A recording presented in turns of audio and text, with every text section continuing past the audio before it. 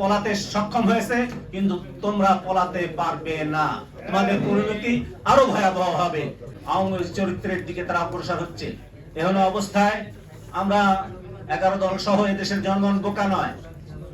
69% মানুষের রায়কে উপেক্ষা করে তারা ফ্যাসিস্ট হবে, এটা কোনো অবস্থায় বরদাস্ত করা হবে না।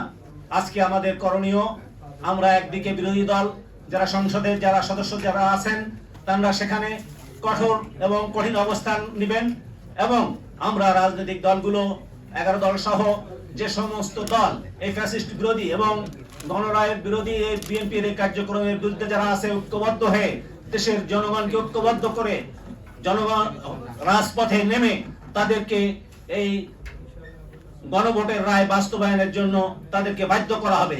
যদি তারা তা না করে তাহলে তাদের পরিণতিও ওই ফ্যাসিস্ট আওয়ামী লীগের মতো পরিণতি হবে। তারা পলাতে সক্ষম হয়েছে, কিন্তু তোমরা পলাতে পারবে না। তোমাদের পরিণতি আরো ভয়াবহ হবে। এই বলে আমার বক্তব্য শেষ করছি। আল্লাহ হাফেজ। বাংলাদেশ জিন্দাবাদ। খেলাফত মজলিস জিন্দাবাদ।